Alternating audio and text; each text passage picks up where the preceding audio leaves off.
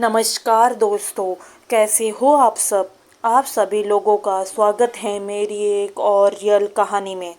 Imagine करो, मैं एक फ़िल्म बनाती हूँ। एक फ़िल्म जिसमें हमारा मेन किरदार है एक सिपाही, एक जासूस, जिसे भेजा जाता है पाकिस्तान में आतंकवादियों के नेटवर्क को इनफिल्ट्रेट करने के लिए। यह एक बड़ा सीक्रेट ऑपरेशन है जिसे हम नाम दे देते हैं ऑपरेशन बवंडर। इस फिल्म में आगे आप देखते हो कि कैसे हमारा जासूस बड़ी मेहनत से काम कर रहा है। ढेर सारे इंटेलिजेंस इनपुट्स वो अपने बॉस और रो के शिप को भेजता है।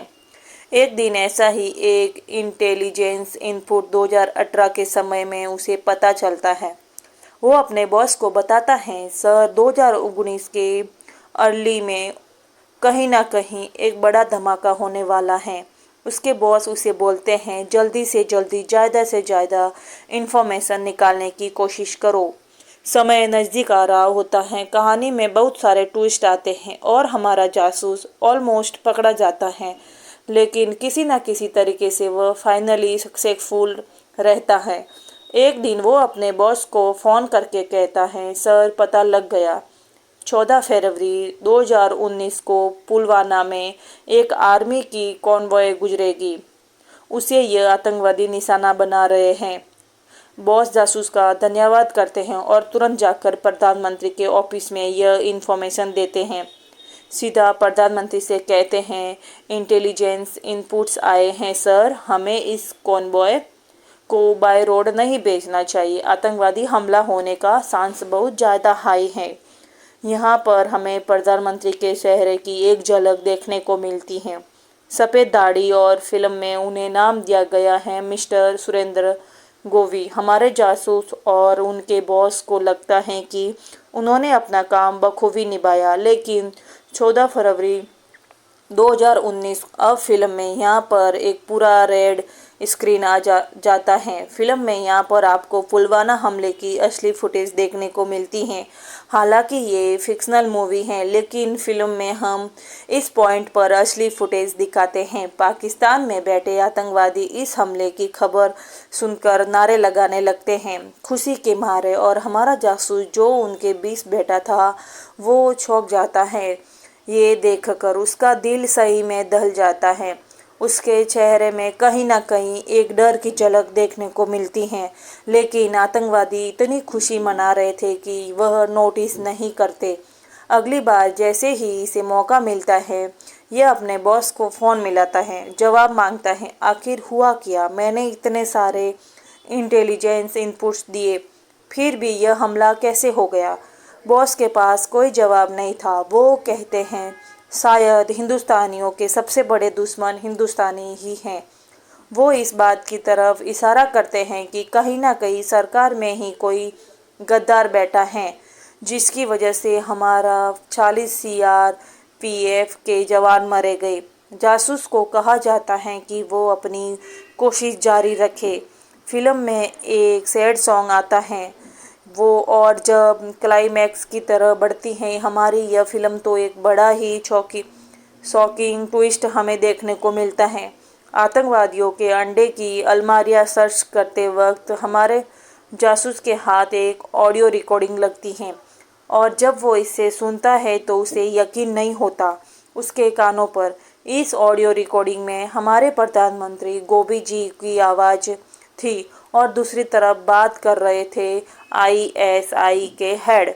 गोभी जी कहते हैं, कुछ लोग मरेंगे, मरने दो, कुछ गाड़ियां जलेगी, जलने दो, लेकिन इलेक्शन से ठीक पहले अगर ये हमला होता तो मुझे इलेक्शन में इसका बहुत बड़ा फ़ायदा मिलेगा।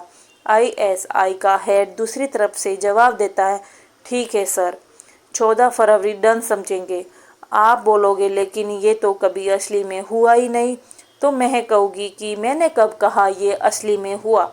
मैंने तो फिल्म में सीधा शुरू होने से पहले डिस्क्लेमर लगाया था कि ये तो फिक्शनल फिल्म है।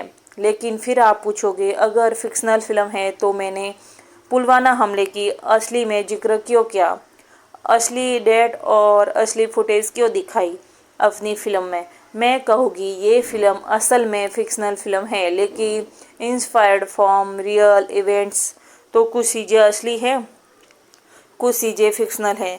क्या आप हैं सर? क्या आप हैं सर? क्या आप ये बात हैं? फिल्म के अगले सीन में कट करते हैं और हमें बॉस दिखते हैं एक बड़ा फेमस डायलॉग बोलते हुए। वो कहते हैं कि चिंता मत करो मेरे जासूस, किसी ना किसी दिन एक देशभक्त सरकार आएगी इस देश में। एक ऐसे प्रधानमंत्री आएंगे जो सही में लोगों की फिक्र करता हो। तब हम असली बवंडर करेंगे, तब होगी असली रिवेंज। कैसी लगी मेरी इमेजिनरी फिल्म दोस्तों? आप में से कुछ लोग कहोगे यह किस प्रकार का बेदुआ सड़ा हुआ प्रोपेगेंडा है। मैं जवाब में कहूँगी, क्यों भाई, यहाँ मैं पाकिस्तान की बुराई करी तो तुम्हें प्रोपेगेंडा दिख रही हूँ? इसमें पक्का तुम पाकिस्तानी समर्थक आतंकवादी सिफेथाइजन होगे, तभी तुम्हें मेरी यह भवंडर फिल्म पसंद नहीं आई। अब आप में से जो इंटेलिजेंट लोग होंगे वह कहेंगे कि बात तो यहाँ पर पाकिस्तान की हो ही नहीं रही, प्रॉब्लम तो मुझे इस पॉलिटिकल्स प्रोपेगेंडा से है। यह एंटी बीजेपी प्रोपेगेंडा जिससे नरेंद्र मोदी को यहाँ पर गद्दार दिखाने की कोशिश की जा रही है। और मैं कहूँगी एग्जैक्टली धुरंधर फिल्म में डायरेक्टर आदित्य धर ने कुछ इसी तरीके का झूठा और वाहियात प्रोपेगेंडा फैलाने की कोशिश करी अपनी फिल्म के जरिए, लेकिन उसका असर कुछ अलग ही हुआ।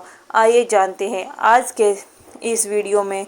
इस वीडियो को शुरू करने से पहले एक अच्छी खबर बताना चाहूँगी, और एक सिनेमा के स्टूडेंट के रूप में उन्हें बहुत कुछ सीखने को मिला। शानदार है तो बेसिकली उसका मतलब यह है कि भले ही प्रोपेगेंडा है लेकिन फिल्म अच्छी बनाई। लेकिन मैं यहाँ पर कहूँगी दोस्तों कि भले ही फिल्म कितनी भी अच्छी क्यों ना हो, लेकिन आखिर में तो प्रोपेगेंडा ही। हिटलर के समय में नाजी प्रोपेगेंडा फिल्म मेकर लेनी रिफेनस्टाल के ने फिल्में बनाई, जैसे कि ट्रफ ऑफ द व्हील, जिसकी फिल्म में टेक्निक की बहुत तारीफ हुई। ऊपर से हिटलर की विचारधारा को बड़ा चढ़ाकर दिखाने वाले ये झूठी प्रोपेगेंडा फिल्में अपने समय में बहुत प्रॉफिटेबल भी थी। अपने साल की सबसे बड़ी बॉक्स ऑफिस हिट्स भी बनी ये फिल्म जर्मनी में। लेकिन world famous critic Susan Sontag ने अपने आर्टिकल में इस बात पर जोर दिया कि प्रोपेगेंडा तभी इफ़ेक्टिव होता है जब उसे अच्छे से पेश किया जाए, और इसलिए अच्छे से बनाया हुआ प्रोपेगेंडा कहीं ज़्यादा खतरनाक है। ताज स्टोरी और बंगाल फाइल्स जैसी फिल्में इतनी खतरनाक साबित नहीं हुई क्योंकि वो बकवास फिल्में थी, लेकिन धुरंधर एक एंगेजिंग फिल्म है। आपको एंगेज रखते हुए ये फिल्म दिखाती है कि हमारे देश की इंटेलिजेंस एजेंसियां क्रिमिनल्स को हायर करती हैं। क्या कोई भी देशभक्त इंटेलिजेंस ऑफिसर इस बात से सहमत होगा? आदित्य धर अपने पॉलिटिकल्स प्रोपेगेंडा को फैलाने में इतना मगन हो गया कि उसने वही दिखा दिया जो पाकिस्तान ने भारत पर कई बार इल्ज़ाम लगाया है कि भारत पाकिस्तान में सब वर्षित एक्टिविटीज़ के लिए अपने सीक्रेट एजेंट्स को भेजता है। असलियत यह है दोस्तों कि भारत सरकार ने कंसिस्टेंटली ऐसे सभी क्लेम्स को रियूज़ किया है। 2012 का ये आर्टिकल देखिए। भारत सरकार ने मना किया कि सुरजीत को इंटेलिजेंस एजेंसी से जासूस बनाकर भेजा था। 2016 का ये आर्टिकल देखिए। भारत सरकार ने पाकिस्तान के जासूस वाले दावों को रिजेक्ट किया, लेकिन धुरंधर फिल्म ऐसे ही एक सीक्रेट एजेंट की हीरो की तरह पेश करती है।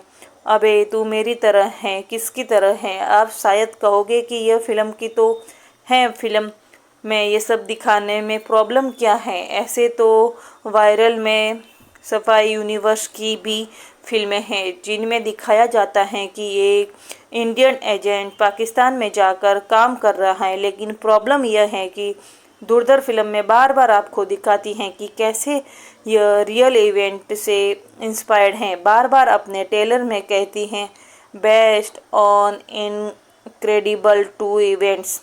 26 नवंबर को असली आतंकी हमले को दिखाया जाता है, असली न्यूज़ फुटेज के साथ दिखाया जाता है। आतंकी और उनके हेडलेस की रियल लाइफ ऑडियो रिकॉर्डिंग तक इस्तेमाल की जाती हैं। इवन पाकिस्तान के शहर लाहौरी में जो गैंगस्टर दिखाए गए हैं, बापू डकैत, रहमान डकैत, उजैर, इस नाम से रियल लाइफ में गैंगस्टर रहे हैं। और पुलिस वाला चौधरी असलम भी रियल लाइफ में एक कैरेक्टर रहा है। इन्होंने शेर के मुंह में हाथ डाला है। इनकी नस्लें भी याद रखेगी फिल्म ऑडियंस के लिए एक रियल लाइफ सिनेरियो पेश करती हैं और उसके बीच में अपनी कल्पना के फिक्सल जोड़ देती हैं, ठीक उसी तरीके से जैसे हमने अपनी इमेजिनरी फिल्म बवंडर में किया था। एक्चुअली में रहमान डकैती की मौत 9 अगस्त को की हुई थी। वो पुलिस ऑफिसर चौधरी असलम के एक एनकाउंटर ऑपरेशन में मारा गया था, लेकिन फिल्म में ऐड किया गया कि भारत का एक फिक्शनल सीक्रेट एजेंट इसमें शामिल था। दिखाया है कि रहमान डकैत के मरने के पहले वो उसे हॉस्पिटल तक लेकर आया, लेकिन असलियत में ऐसी कोई न्यूज़ रिपोर्ट नहीं है। आप यह 10 अगस्त 2009 की न्यूज़ देख सकते हो, जहां बताया गया है कि उसका एनकाउंटर बिन कासिम इलाके में हुआ। पीपल्स अमन कमेटी में चेयरमैन अब्दुल मजीद सरबाजी ने एक्सप्रेस ट्रिब्यून को ऑटोप्सी रिपोर्ट के बारे में बताया कि रहमान डकैत को 3 फुट की दूरी से गोली मारी गई। फरवरी 2010 का ये डॉन का न्यूज आर्टिकल देखिए। रहमान की पत्नी ने एलर्ज किया कि एक फेक एकाउंटर था और एसपी चौधरी असलम के खिलाफ एफआईआर ऑर्डर की गई।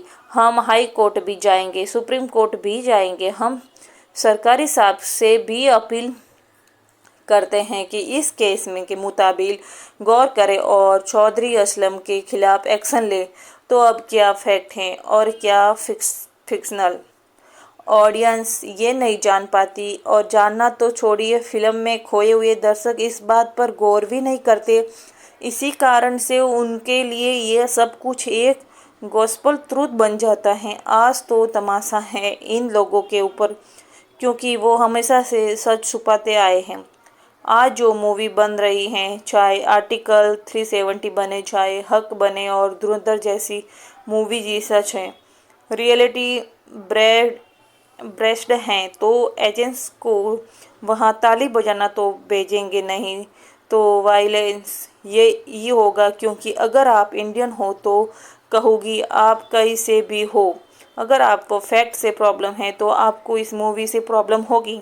अब आप में से कुछ लोग सोचेंगे कि कई और ऐसी फिल्में होती हैं जो इंस्पायर्ड फ्रॉम रियल इवेंट्स होती हैं, लेकिन उसमें फिक्शन ऐड किया जाता है, जैसे कि बाग मिल्खा बाग हो गई या दंगल की कहानी हो गई। लेकिन आमतौर पर जब फिल्में मेकर्स ऐसा करते, वो चीज़ों को और सक्सेसफुल और थ्रिलिंग बनाने के लिए करते हैं। लेकिन आदित्य थर जब ऐसा करता है तो सिर्फ और सिर्फ अपना झूठा प्रोपेगेंडा फैलाने के लिए करता है। क्योंकि अगर इस सारे पॉलिटिकल प्रोपेगेंडा को आप फिल्म से निकाल भी दोगे तो भी उसके सक्सेसफुल और थ्रिलिंग होने पर कोई फ़र्क नहीं पड़ेगा। अब कोई अगर सवाल करेगा आदित्य थर से इस चीज़ को लेकर, तो वो कह देगा कि भाई यहाँ तो फिक्शनल फिल्म है।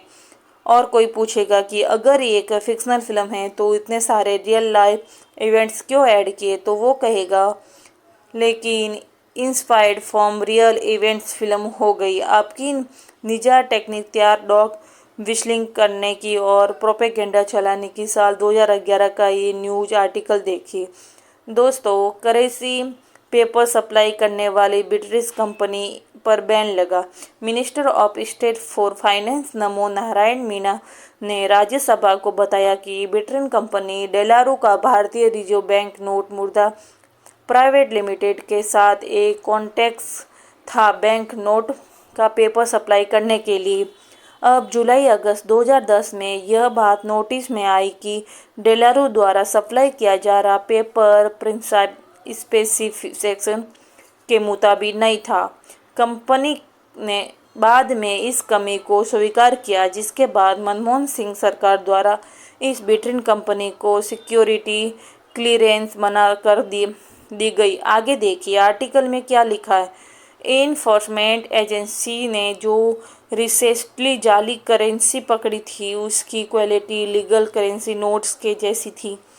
इंटेलिजेंस रिपोर्ट्स के सजेस्ट किया कि पाकिस्तान में हाई सिक्योरिटी प्रेस में जाली नोट छापे जाते हैं और भारतीय अर्थव्यवस्था को हिलाने के लिए भारत में स्मगल किए जाते हैं। इस न्यूज़ आर्टिकल को पढ़कर आपको क्या फीलिंग आ रही है? यही ना कि हमारी इन्फोर्समेंट एजेंसी अपना काम कर रही थी, इंटेलिजेंस एजेंसी अपना काम कर रही थी और उनके इनपुट्स के आधार पर मंत्री एक्शन भी ले रहे थे, लेकिन फिल्म ने इस जाली नोट के रेफरेंस को लेते हुए दिखाया कि कैबिनेट मिनिस्टर ने नोट छापने की मशीन को फॉल्टी बताया और फिर वो मशीन पाकिस्तान पहुंच गई, जबकि इस बात का रत्ती भर भी कोई सबूत नहीं है।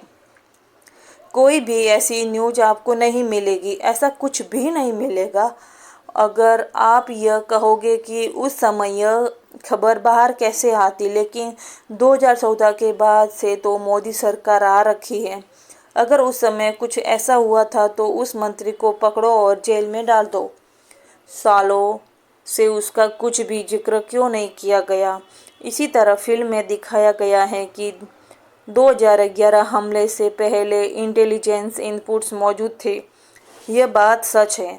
जैसे कि यूके के एक डिफेंस और सिक्योरिटी थिंक टैंक RUSI का यह नवंबर 2009 का आर्टिकल देखिए। इसमें बताया है कि कुछ इंटेलिजेंस इनपुट्स मौजूद थे, लेकिन बहुत स्पेसिफिक नहीं थे। पुलिस और कोस्ट गार्ड उन पर एक्शन नहीं ले सकी। रेलवे प्रोटेक्शन फोर्स के पास पुरानी बोल्ट राइफल्स जो पलट NSG हैं। नेशनल सिक्योरिटी गार्ड वो अटैक के 10 घंटे बाद पहुंच सकी, जिससे लॉजिस्टिक्स की कमी दिखती है। ऊपर से उनके पास नाइट विजन ग्लव्स नहीं थे और एक ऑपरेशन कमांड सेंटर की कमी थी। यानी यहाँ इंटेलिजेंस फेरियल के अलावा स्विफ्ट और कोई ऑर्डिनेशनल की कमी भी देखी गई। लेकिन क्या हम इन फेलियंस की वजह से यह अस्यूम कर सकते हैं कि मनमोहन सिंह की सरकार गद्दार थी और उन्होंने जानबूझकर यह हमला होने दिया?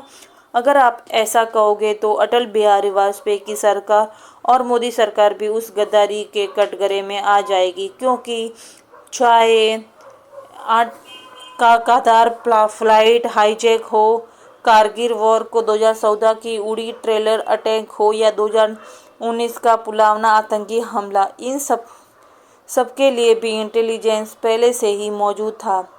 मुझ पर यकीन नहीं होता? इन रिपोर्टर को देखो। गादर फ्लाइट हाईजैक को लेकर पहले से इनपुट थे जिन पर काम नहीं हो पाया, और जब प्लेन अमृतसर में रिफ्यूलिंग के लिए उतरा वहां पर भी थ्रेट को न्यूट्रलाइज नहीं किया जा सका। इसी हाईजैक के दौरान मसूद अजहर जैसे खतरनाक आतंकी को छोड़ा गया था। बाद में कई आतंकी हमलों में उसकी इन्वॉल्वमेंट देखी गई, जैसे कि 2001 का JNK असेंबली अटैक, 2001 में इंडियन पार्लियामेंट अटैक, 2008 का 26/11 attack, 2016 Pathankot attack, 2019 Pulwama attack और 2025 रेड फोर्ट टेरर अटैक।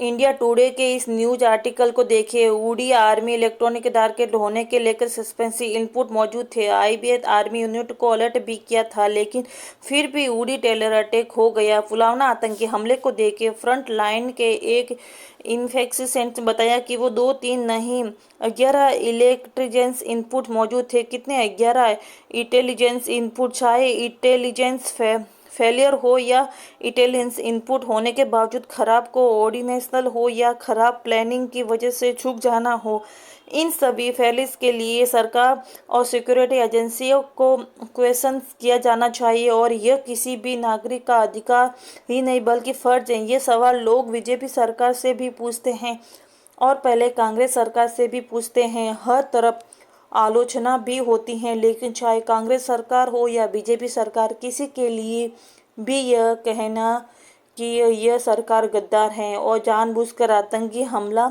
होने दे रही है, ऐसे ही एक्स्ट्रा ऑर्डिनरी क्लेम्स के लिए एक्स्ट्रा ऑर्डिनरी एविडेंस की ज़रूरत होती है। अभी हाल में ही हुए रेड फोर्ट टेरर अटैक पर भी ऐसी अफवाह उठाई जा रही है कि अगले दिन इलेक्शन थी तो मोदी सरकार ने जानबूझकर करवाया होगा। मैंने अपने वीडियो में खुलकर कहा था कि सरकार को इस तरीके से ब्लेम करना सही नहीं है। मैं मानती हूँ कि इस सरकार में ऐसे कई काम किए हैं जिससे इन पर बिल्कुल ट्रस्ट नहीं किया जा सकता, लेकिन इस तरीके से बिना किसी सबूत के इस तरीके से क्लूजन पर पहुंच जाना यह भी बहुत गलत है। लेकिन सोच कर देखो, अगर कोई फिल्म डायरेक्टर पूरी की पूरी फिल्म इस चीज़ पर बना दे, इंस्पायर्ड बाय थ्रू इवेंट्स, और फिर डायलॉग डाल जाए फिल्म में कि सरकार देशभक्त नहीं है, तो आपको कैसा लगेगा? आदित्य दत्त बीजेपी के तलवे चाटने में इतना खो गया कि उसने यही बेवकूफ़ी कर डाली। वैसे शायद इनको बेवकूफ़ी नहीं कहना करना चाहिए। नाज प्रोपेगेंडा लेनिन रिफ इंस्टॉल, जिसका मैंने वीडियो में पहले जिक्र किया कि वो हिटलर के मारे जाने के बाद कुछ ऐसा ही कहती थी कि मैं तो बस एक मासूम सी फिल्म मेकर हूँ, मुझे बस अपनी आर्ट से मतलब था, जो चल रहा था मैंने उसे डॉक्यूमेंट कर दिया। और मोदी के सत्ता से बाहर जाने की बात देखना, आदित्य दत्त भी ऐसे ही डायलॉग्स मारेगा। लेकिन गुजान सोन तांग ने अपने आर्टिकल फैशनेटिस फेस जश्न में इस झूठ का पर्दाफाश किया था। उन्होंने इसका सबूत दिखाया कि कैसे लेनी हिटलर के तलवे छाटने वाली एक नाजी प्रोपेगेंडिस्ट थी।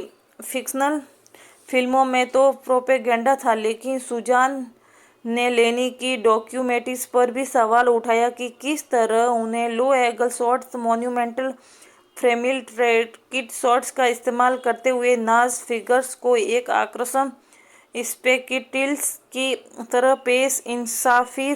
सच बात यह थी कि उसकी फिल्म टेक्निक्स उसके प्रोपेगेंडा इंटेंशन के साथ 100% सिंक में थी। इसलिए ऋतिक रोशन इस बात को समझे कि आदित्य धर के प्रोपेगेंडा और फिल्म टेक्निक को अलग अलग करके नहीं देखा जा सकता। आदित्य धर कोई बेवकूफ़ नहीं है, वह प्रोपेगेंडा का बवंडर चलाने वाला धुरंधर है। अब सरकार को तो गद्दार डिक्लेयर किया सो किया, लेकिन इंटेलिजेंस ऑफिसर का क्या? फिल्म में दिखाया जाता है कि इंटेलिजेंस ऑफिसर को पता चलता है कि भारत पर अटैक होने वाला है, लेकिन उसने सोचा कि यह सरकार तो गद्दार है, इसलिए छोड़ो, क्या ही कुछ करना, इस इंफॉर्मेशन को बस अपने पास रख लेता हूँ। सुशांत सिन्हा जैसे जोकर बता रहे हैं कि इस इंटेलिजेंस ऑफिसर अजय सान्याल का किरदार अजीत डोभाल से प्रेरित है। अजय सान्याल के गेटअप में, माधवन के किरदार में लोगों को मौजूदा वक्त में भारत में आने वाले अजीत डोभाल की साफ साफ झलक दिख रही है। लेकिन क्या अजीत डोभाल खुद इस बात को लेकर सहमत होंगे कि ऐसा निकम्मा किरदार उनसे प्रेरित है? एक बार दोस्तों अपने दिमाग से कांग्रेस बीजेपी निकाल कर सोचो, अगर आप इंटेलिजेंस ऑफिसर होते तो क्या ऐसे बिहेव करते? एक बार के लिए मान लेते हैं कि आपको सरकार के ऊपर डाउट है, तो क्या आप हाथ पे हाथ धर कर बैठ जाओगे? क्या अपनी तरफ से आप आखिरी कोशिश नहीं करोगे अपने देश को बचाने की? और कुछ और ही नहीं तो कम से कम मीडिया में तो लिंक करा ही दोगे। जितने ईमानदार ऑफिसर सीधे आपके अंडर आते हैं, आप उनको लेकर कुछ तो करोगे ना। और ये भी नहीं कर पाए तो फ्रस्ट्रेशन में आकर रिजाइन तो कर ही दोगे कम से कम, या फिर 10 साल तक ऐसे ही खाली हाथ बैठे रहोगे और फ्री की सैलरी लेते रहोगे। बस मिला है, इस पर तुरंत एक्शन लेना होगा, अभी नहीं। ये इंटेल तब काम आएगी जब कल की अवतार जन्म लेगा, जब क्लाउडिंग होगे और बेनिफिट कर सकते हैं। सर, यूपी के लिए एक इंटेल है, अभी नहीं। यूपी की इन्फ्लेशन को भी संभाल कर रखो। यूपी में एक दिन आएगा जब वीट डीजल जैसा दिखने वाला एक सीएम एक दिन आएगा। अभी हमें सैलरी लेनी चाहिए, नहीं सैलरी लेना नहीं छोड़ना है, क्योंकि शुगर की कैलोरी, हलवाई नुमा और ब्यूरोक्रेट की सैलरी बड़ी कसाई नुमा होती हैं। वैसे सैलरी से याद आया कि फिल्म में जो भारत के सीक्रेट एजेंट्स पाकिस्तान में काम कर रहे थे, उनकी सैलरी कौन दे रहा था? क्योंकि इनके हिसाब से तो सरकार गद्दार थी, तो वो फिर इस ऑपरेशन दूधर को कंटिन्यू क्यों होने दे रही थी? कुछ तो सेंस होना चाहिए था ना। यहाँ पर कमाल की बात यह है कि कैबिनेट मिनिस्टर, सरकार और इंटेलिजेंस एजेंसी पर सवाल उठाने के बाद आदित्य धर ने आपको भी नहीं छोड़ा। फिल्म में एक डायलॉग है जिसने कहा है, हिंदुस्तान का सबसे बड़ा दुश्मन तो हिंदुस्तानी है। यह वही नैरेटिव है जो असल ज़िंदगी में आपने पहले भी सुना होगा, जैसे कि अगर एक राजनीति पार्टी को आपने वोट नहीं दिया तो आप गद्दार हो गए। किसी डिफेंस ऑफिसर की वाइफ ने भी अगर ये कह दिया कि देश में एकता जरूरी है और किसी कम्युनिटी के खिलाफ ब्लैक कैट है हेटेड मत फैलाओ, तो लोग उनको भी गद्दार कहने लगे। आपको केवल इसलिए भी आतंकियों के जोड़ा जा सकते हैं क्योंकि आप एक मुस्लिम परिवार से हैं। जैसे कि एक बीजेपी नेता ने तो कर्नल सोफिया कुरैशी को आतंकियों की बहन कह दिया था, जिन्होंने हमारी बेटियों के सिंदूर उजाड़े थे। वहीं कटे पिटे लोगों को हमने उन्हीं की बहन बेच करके उनकी ऐसी की तैसी करवाई। एक बार मोदी जी के लिए जोरदार तालियां से यति नरसिंह आनंद ने हमारे पूर्व राष्ट्रपति, हमारे देश के missile man doctor APJ Abdul Kalam को भी जिहादी कर दिया था। अब्दुल कलाम भारत का राष्ट्रपति बना, लेकिन वो नंबर 1 का जिहादी था। कुछ दिन पहले ही अजीत डोभाल की एक ये पुरानी सोशल मीडिया पर क्लिप तेजी से वायरल हुई। ये वीडियो ऑस्ट्रेलिया इंडिया इंस्टीट्यूट के यूट्यूब चैनल पर 11 साल पहले अपलोड हुआ था।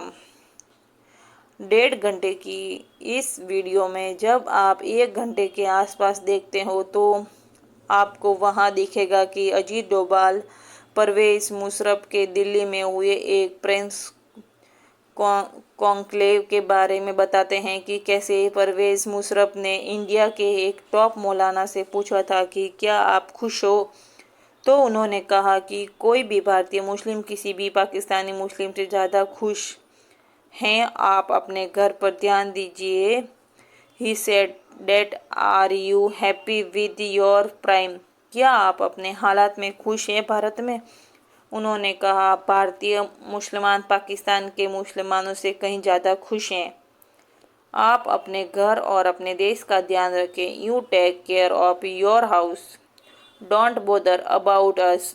अजीत डोभाल कहते हैं कि मुस्लिमों को वोट बैंक की तरह नहीं देखा जाना चाहिए। हमें उनका साथ चाहिए राष्ट्रीय मकसद के लिए, और ऐसे में वह किसी से भी ज़्यादा राष्ट्रवादी हैं।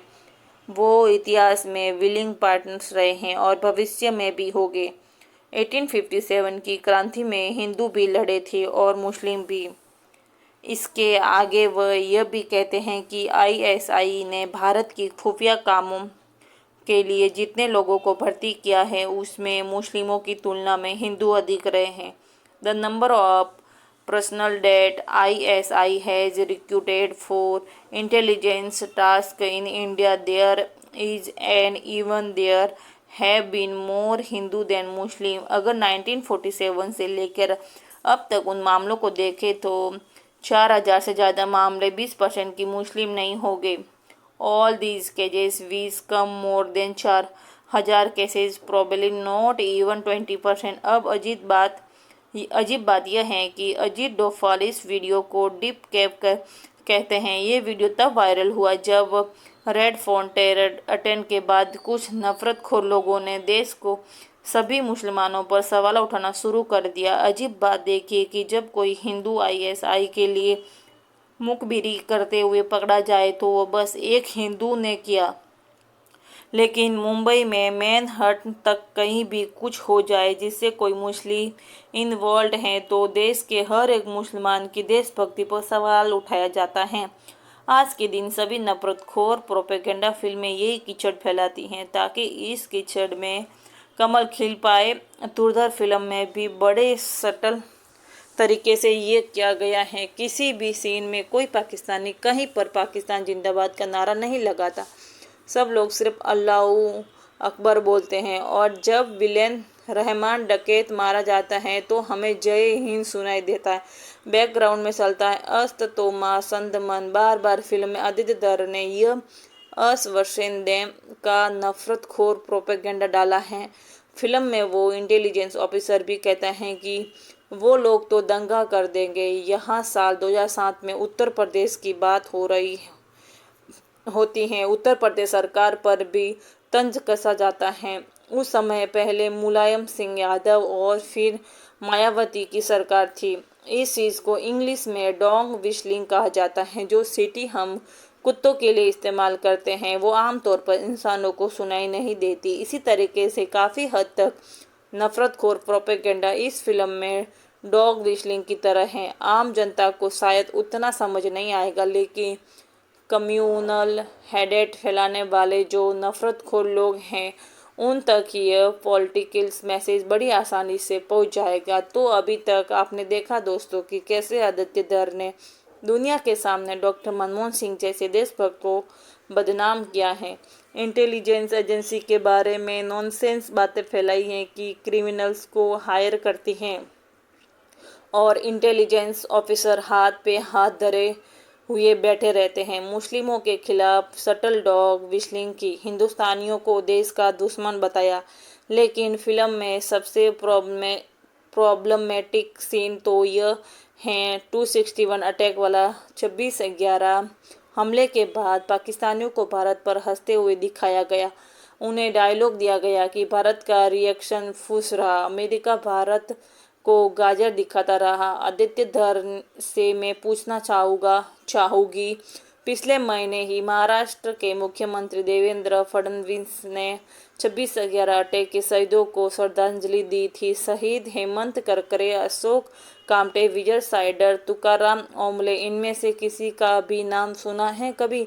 नाम तो तूने सुना होगा, लेकिन तेरे जैसा घटिया आदमी प्रोपेगेंडा फैलाने में, खुद के ही देश पर जोक्स मारने में इतना खो गया कि तूने इन शहीदों का कोई भी सीन, कोई भी फुटेज, कोई भी खबर, कुछ भी इंक्लूड करना जरूरी नहीं समझा। ये जो थे एएसआई तुकाराम ओमले, उनके हाथ में सिर्फ एक लाठी थी दोस्तों, लेकिन किसी डर के बिना वो आगे बढ़ गए। उनको कई गोलियां लगी, लेकिन आगे जाकर अजमल कसाब की बंदूक पकड़ ली। जानते हो क्यों? क्योंकि उसके कॉलिंग संजय गोयलंकर ने कहा था कि अल्लाह मारू नको। हाँ, एविडेंस आए, यानी इससे मारना मत। यही एविडेंस है, क्योंकि उन्होंने अजमल कसाब को जिंदा पकड़ा। इसी वजह से पाकिस्तान को पूरी दुनिया के सामने एक्सपोज किया जा सका, इंटरनेशनल प्रेशर बनाया जा सका। भारत का केस मजबूत हुआ, लेकिन आदित्य धर को पाकिस्तानियों के मुंह में अपने ही देश का मजाक उड़वाया है। पहले भी एक वीडियो में मैंने बताया था कि जिस तरह से गोदी इकोसिस्टम के सुसुंदर भारत की फॉरेन पॉलिसी और इंटरनेशनल इमेज को डाउन करते रहे हैं, वैसे केवल आदित्य धर ही नहीं, बाकी फिल्में काम करने वाले एक्टर्स भी तो हैं। रणवीर सिंह, अक्षय खन्ना, संजय दत्त, अर्जुन रामपाल, माधवन, इन लोगों को भी कुछ जिम्मेदारी बनती है कि नहीं? लेकिन दिक्कत यह है दोस्तों, हमारे देश में ज़्यादातर एक्टर्स सभी सोशल रिस्पॉन्सिबिलिटी के पीछे हट जाते हैं। वह अपने आप को सिर्फ भाड़े के टट्टू की तरह देखते हैं। भाड़े का टट्टू पता है ना दोस्तों? चाहे आप उसके ऊपर बंदूक लाद दो, भट्टे से ईंट डाल दो, सोल की गंठरी बांध दो, भाड़े के टट्टू को कोई मतलब नहीं। उसका काम तो है बस बोझ ढोना, खुद का कोई दिमाग नहीं लगाना। बॉलीवुड एक्टर्स भी यही करते हैं कि हम तो सिर्फ एक्ट्रेस हैं, हमें कोई दिमाग लगाना है, हमें थोड़ी कोई दिमाग लगाना है। हमने जो करने को कहा जाएगा हम वो करेंगे। इसलिए कभी ये लोग वेटिंग ऐप्स को प्रमोट करते हैं, कभी पान मसाला को प्रमोट करते हैं, और तो कभी इन नफरतखोर प्रोपेगेंडा फिल्मों का प्रसार करते हैं। ऐसे बहुत कम एक्टर्स हैं जो हमारे देश में जो अपनी सोशल रिस्पॉन्सिबिलिटी समझते हैं। धुरंधर फिल्म में एक और बड़ी प्रॉब्लम है गैंगस्टर का डिप्शन। रहमान डकैत एक शैतान किस्म का आदमी था। ड्रग्स, बंदूक, एक्सटॉर्शन, किडनैपिंग, मर्डर। उसने अपनी माँ को भी मार डाला था।